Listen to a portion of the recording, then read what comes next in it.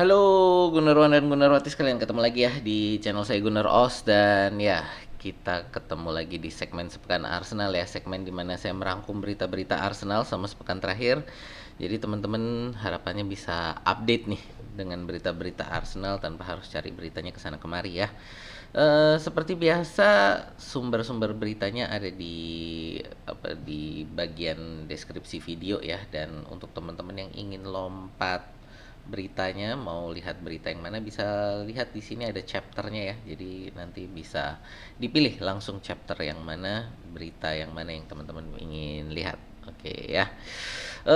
Sebelum kita lanjut, perkenalkan dulu, channel saya adalah fans channel Arsenal. Jadi kalau teman-teman ngefans dengan Arsenal atau suka dengan konten-konten sepak bola semacam ini, boleh yuk di like, share, dan subscribe ya. Saya lagi ngejar 1000 subscriber nih. Jadi untuk teman-teman yang baru hadir di sini atau yang belum subscribe, boleh yuk diklik tombol subscribe-nya dan dipencet juga tombol loncengnya. Jadi setiap kali saya upload, teman-teman juga dapat pemberitahuan dari YouTube. Oke, tidak berlama-lama kita mulai ke berita pertama kita ya. Ya, kita mulai dari berita hasil pertandingan akhir pekan lalu ya, di mana kita berhasil menang 0-2 lawan Leicester. Di mana Mikel Merino ini menjadi penyelamat yang tidak terduga ya. Jadi pertama kali main sebagai striker ya, karena Arsenal sedang krisis striker ya. Jadi tidak punya pemain yang memang posisi utamanya sebagai central forward atau striker ya, dengan cederanya Gabriel Jesus dan Kai Havertz, dan dua-duanya cedera jangka panjang lagi ya. Jadi kemarin itu waktu starting line up sih central forwardnya dipasang Leandro Trossard ya. Lalu di menit ke 60-an lah itu ya, lalu Raheem Sterling ditarik ya, karena dia mainnya gak karuan juga sih Sterling ya. Ditarik, lalu Trossard ditaruh di kiri, lalu Merino ditaruh di tengah sebagai central forward, dan dengan cepat dia mencetak gol dengan pertama dengan header, lalu berapa menit berselang melakukan tap in yang positioningnya bagus banget ya gitu. Jadi ya, ini striker yang tidak diduga, penyelamat yang tidak diduga. Dan saya rasa berarti kalau nanti video ini tayang nanti malam ya, melawan West Ham, saya rasa kemungkinan besar dia akan dipasang sebagai striker utama dari starting line up ya gitu. Tapi juga satu lagi pemain yang menurut saya kemarin itu luar biasa di pertandingan ini, itu adalah Ethan Nwaneri ya. Ya, Ethan Nwaneri itu ya, dia yang memimpin serangan ya. Menurut saya dia ini mau yang memimpin permainan kemarin.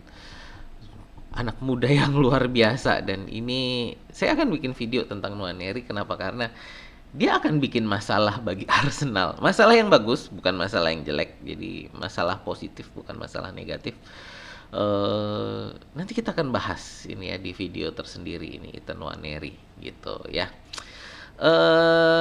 Berita selanjutnya ini ya, ini juga berita tentang Ethan Nwaneri ya. Jadi ini muncul berita bahwa di tahun 2023 kemarin, pada saat Arsenal mau mencoba mengikat Nwaneri ya, ini Manchester City ini mencoba membajak Ethan Nwaneri ya, karena ya Pep juga melihat potensi yang dimiliki oleh pemain muda ini ya. Jadi ya, ini sempat kemarin ya, kita ternyata ini sempat adu penawaran dengan Manchester City untuk Nwaneri. Untungnya Nwaneri melihat bahwa Arsenal ini akan memberikan kesempatan bagi dia yang lebih lebih menarik lah gitu ya, bagi karirnya dia ke depan gitu. Jadi akhirnya dia memilih untuk stay di Arsenal, dan ya sekarang mulai dibanding-bandingkan dengan Messi ya. Nwaneri ini mulai dibanding-bandingkan dengan Messi ya, bukan Messi prime Messi tentu bukan, tapi Messi pada waktu usianya masih usianya Nwaneri ya, waktu umur 17-an juga. Jadi ya, ini mulai dibanding-bandingkan, dan ya kita lihat ini pemain memang yang luar biasa ya, Ethan Nwaneri. Untuk pemain yang ada saat sekarang, ya ini juga mulai dibandingkan dengan Lamine Yamal di Barcelona ya, di La Liga. Ya ini jadi kita punya bintang untuk masa depan, dan umur dia masih 17 tahun loh. Ya jadi bahkan dia belum bisa ganti baju bareng-bareng sama teman-teman lain ya, ya teman setimnya yang lain. Kenapa? Umurnya belum 18 gitu. Ya jadi dia untuk ruang ganti bajunya masih dipisah dari para pemain yang lain gitu. Karena secara legal umur dia belum dianggap sebagai orang dewasa gitu ya. Jadi di Inggris sana lah ya hitungannya. Jadi hitungannya di Inggris dia belum dihitung sebagai orang dewasa. Jadi ruang ganti bajunya secara legal masih harus dipisah dari pemain lain gitu. Jadi luar biasa dengan usia yang sangat muda. eh Prestasi ya, bukan prestasi lah ya, skillnya ya, ini menunjukkan skill yang luar biasa gitu ya. Ya kita harapkan ke depan Ethan Nwaneri bisa membawa Arsenal ke apa ya, ke trofi-trofi besar lah ya, dan mungkin musim ini ya kita lihat ya. Next ini juga berita apa ya, berita latar belakang lah. Ya ini Cido Obi Martin ya. Kenapa pindah ke MU? Jadi kalau banyak yang bilang sih bukan karena uang, bukan karena uang. Cuman kalau kita lihat dari pemberitaan yang baru-baru ini muncul gitu ya, uang menjadi salah satu alasannya. Yang pertama ini sebenarnya alasan utamanya adalah dia tidak suka dengan planning Arsenal gitu ya. Planning Arsenal untuk dia adalah untuk transisi dari tim U17 ke tim U23, baru nantinya dilihat performanya di tim U23 bagaimana untuk bisa masuk ke tim utama gitu ya. Yang saya rasa saat ini apa yang dilalui oleh Cido Obi Martin ini dilalui oleh para pemain muda Arsenal, tapi dia tidak mau gitu kan. Jadi dia tidak mau melalui jenjang yang sudah ditetapkan gitu kan oleh Arsenal. Kenapa jenjang ini di Arsenal ada ya? Karena memang untuk membantu para pemain ini ya bisa pada saat masuk tim utama itu sudah punya dasar-dasar yang cukup gitu ya, sudah punya dasar-dasar yang cukup sehingga ketika masuk ke tim utama ini memang sudah pantas ada di sana gitu. Ya alasan kedua ternyata duit gitu, bahwa bagaimana Manchester United ini juga memberikan paket keuangan yang lebih besar daripada Arsenal gitu. Jadi ya kalau dibilang bukan karena duit sih saya nggak percaya ya gitu. Kenapa? Karena ya kita lihat sekarang bagaimana Arsenal juga mengembangkan pemain muda. Saya rasa kalau dia memang mengejar pengembangan diri gitu ya, menurut saya harusnya dia ke Jerman, ke Frankfurt kalau nggak salah, Eintracht Frankfurt yang tertarik sama dia ya, dimana tim-tim Jerman ini lebih pandai lagi ya, walaupun saya pendukung Arsenal, saya harus kasih jempol kepada tim-tim Jerman ya, bagaimana saat ini mereka bisa mengembangkan pemain-pemain Inggris gitu. Jadi kalau dia memang tertarik untuk pengembangan diri, menurut saya sebenarnya yang terbaik itu adalah ke Frankfurt. Nah, ini ke Manchester United dia mengejar waktu bermain dan uang. Ya, jadi di sini kalau menurut saya pengembangan diri Manchester United sebenarnya kalau kita mau jujur sih kayaknya enggak banget ya. Bagaimana kita lihat pemain-pemain yang ke Manchester United itu justru malah amburadul gitu kan. Dan ini sekarang lagi ramai kan, salah satunya adalah Anthony yang ternyata pindah ke La Liga, pindah ke mana ya itu klubnya saya lupa. Justru malah dia sekarang mainnya luar biasa ya, 4 kali main 3 gol dan 3 kali man of the match gitu ya, padahal di Manchester United mainnya kayak orang goblok aja, mainnya jelek banget gitu kan. Nah ini jadi menurut saya kesalahan besar dia pindah ke Manchester United ya. Ya, itu ya untuk berita latar belakang. Berikutnya ini kita ada pemberitaan ini bahwa Arsenal ya ini didenda 65.000 pound sterling oleh FA ya ini untuk kasus kemarin kartu merah untuk ya salah satu pemain muda kita ya ini Miles Lewis Kelly. Ya ini dendanya kenapa? Kan bukannya kartu merahnya Miles Lewis Kelly sudah dibatalkan? Ya, sudah dibatalkan. Tapi denda ini adalah karena protes para pemain Arsenal ya yang mengerubungi wasit gitu. Jadi ini dianggap bahwa Arsenal tidak bisa mengendalikan eh, para pemainnya.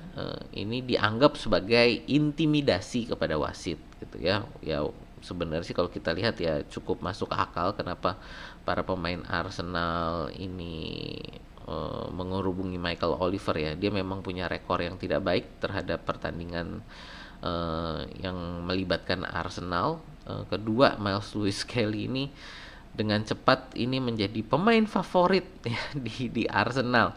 Bukan hanya bagi fans tapi juga bagi para pemain ya. Jadi ini ya bagaimana mereka sebenarnya ya mencoba melindungi lah si anak muda ini gitu kan Mas Lewis Kelly dengan kartu merah yang menurut saya juga tidak fair gitu dan bahkan Howard Webb juga mengatakan bahwa ini sebenarnya kartu merah yang memang tidak seharusnya kartu merah walaupun lalu dilanjutkan oleh Howard Webb ini dengan mengatakan bahwa ya kalau wasit memberi kartu merah sebenarnya masih bisa dipahami gitu tapi ya kalau kita lihat ini sebenarnya harusnya hanya kartu kuning ya bahwa ini tackle sinis untuk menghentikan momentum serangan lawan gitu ya itu harusnya hanya kartu kuning ya.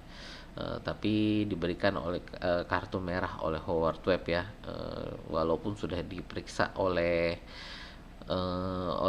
VAR ya yang mengindikasikan sebenarnya bukan kartu merah gitu tapi Howard Webb tetap dengan keras kepala memberikan kartu merah. Teman-teman bisa lihat untuk diskusinya Howard Webb dan wasit wasit yang ada di ruangan VAR ya itu sudah dikeluarkan gitu. Jadi teman-teman bisa baca. Jadi wasit VAR sendiri sudah mengindikasikan sebenarnya itu bukan kartu merah, tapi Michael Oliver yang lalu dengan keras kepala mengatakan bahwa ini kartu merah gitu ya. Tapi intinya ya ini Arsenal kena denda. Ya, kalau menurut saya sih untuk masalah mengerubungi wasit ya ini dendanya ya walaupun saya paham kenapa para pemain Arsenal melakukan ini tapi ya memang kalau terjadi kayak gini harus kena denda gitu ya jadi ya sudahlah gitu ya ya kita lanjutkan lah kita move on lah dari ini tapi ya ini ya menginformasikan bahwa Arsenal ini kena denda ya untuk kasus kemarin ini.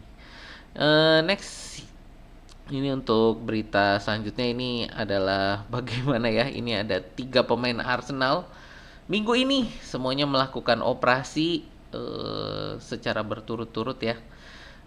Tanggal 2 kemarin kok tanggal 2 pokoknya ini 4 hari yang lalu itu Kai Havertz 3 hari yang lalu itu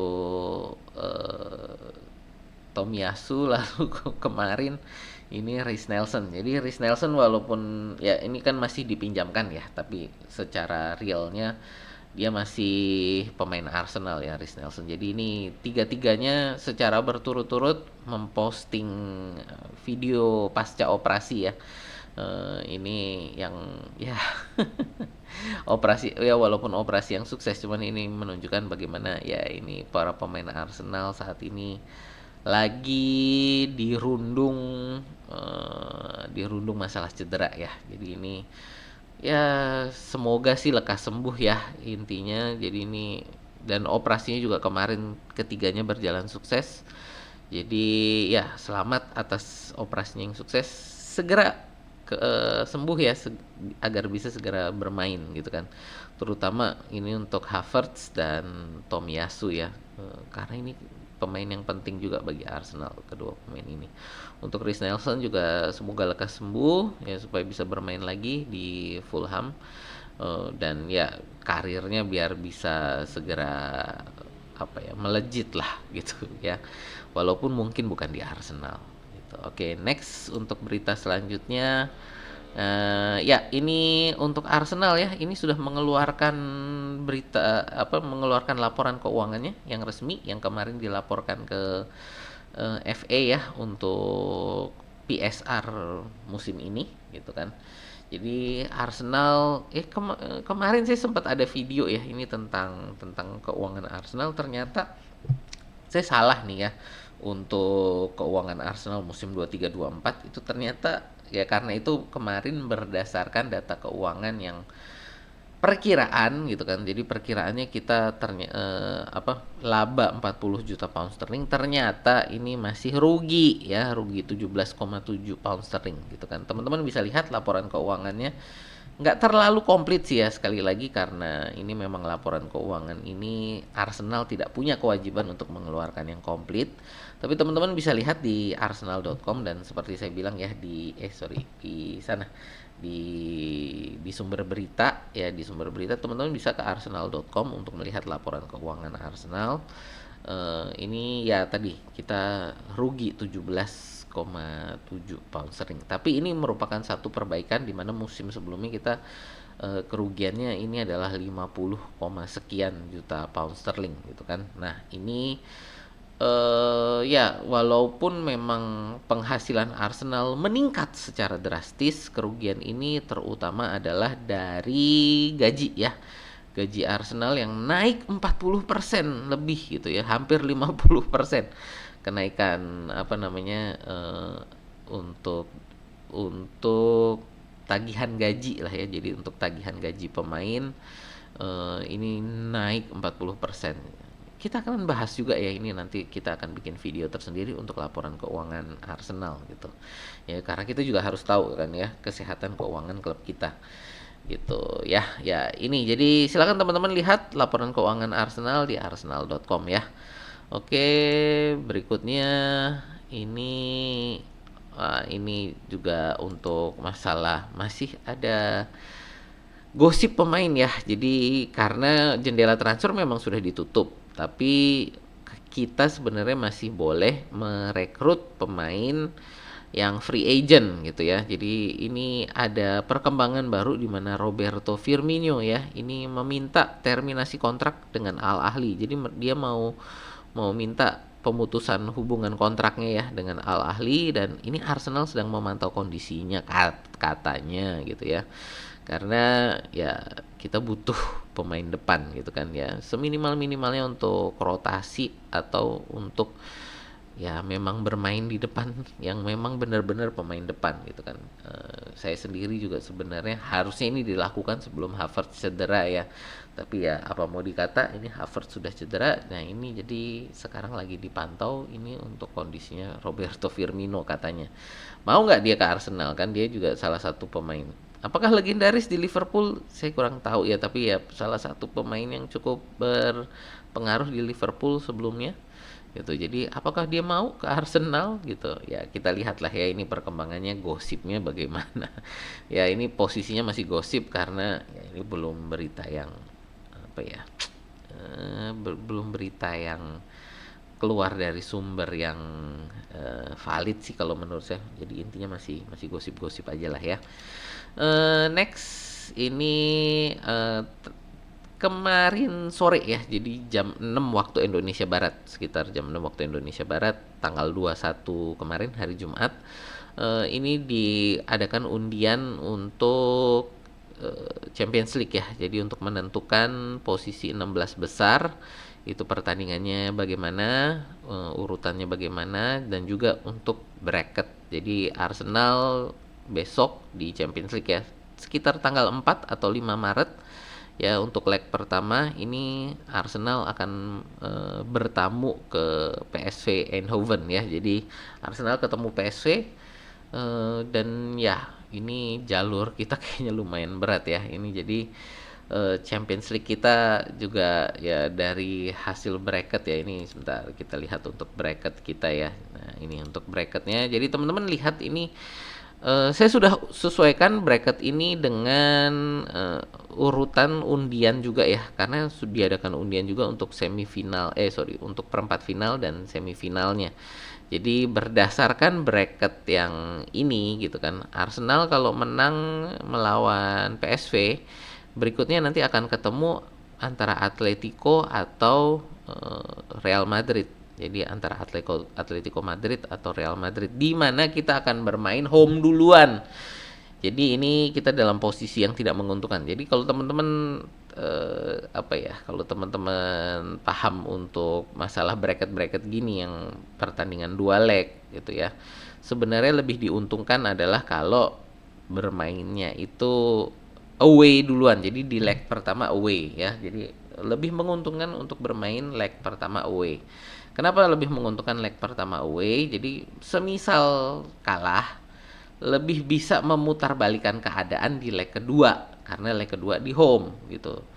Kalau menang di leg pertama away, ya biasanya lebih bisa menambah keunggulan di leg kedua yang ada di home. Jadi makanya posisi untuk away di leg pertama ini bukan merugikan lah, lebih jelek lah keuntungannya gitu ya.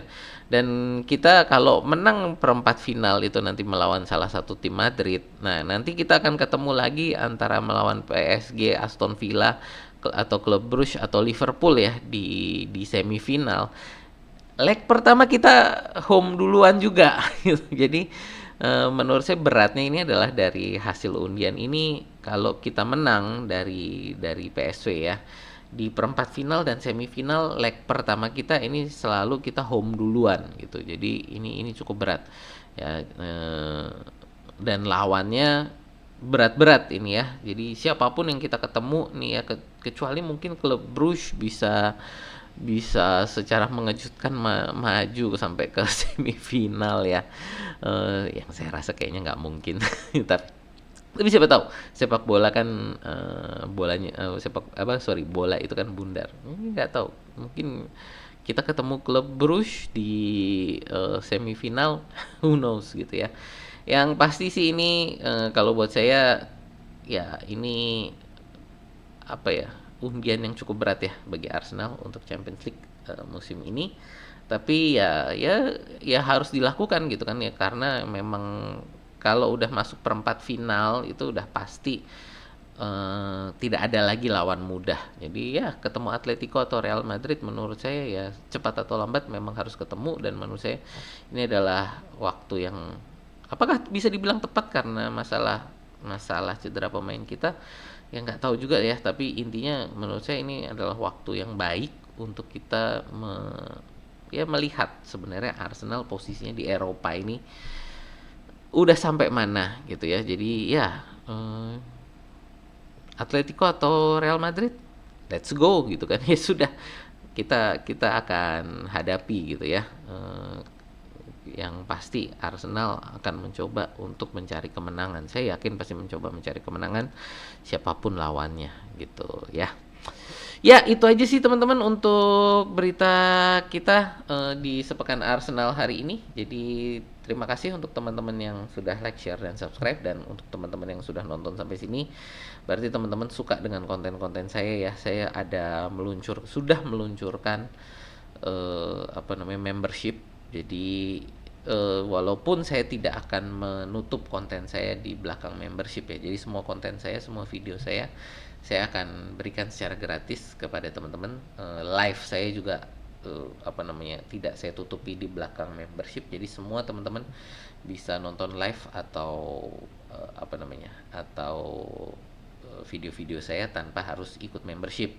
Ya membership ini hanya bagi teman-teman yang ingin mendukung channel ini secara finansial gitu aja. Setiap bulan 5.000, dan sebagai apresiasi ya saya akan memberikan emoji yang ya khusus bagi member aja. Jadi ya saya untuk apresiasi bagi teman-teman yang menjadi member ini adalah emoji khusus ya, gitu aja sih. Jadi tidak wajib, hanya bagi teman-teman yang merasa bahwa channel saya ini memang menghibur ya, informatif bagi teman-teman dan ingin mendukung channel ini secara finansial. Udah, jadi tidak wajib gitu ya. Ya itu aja sih dari saya. Terima kasih. Sampai jumpa di video kita berikutnya ya.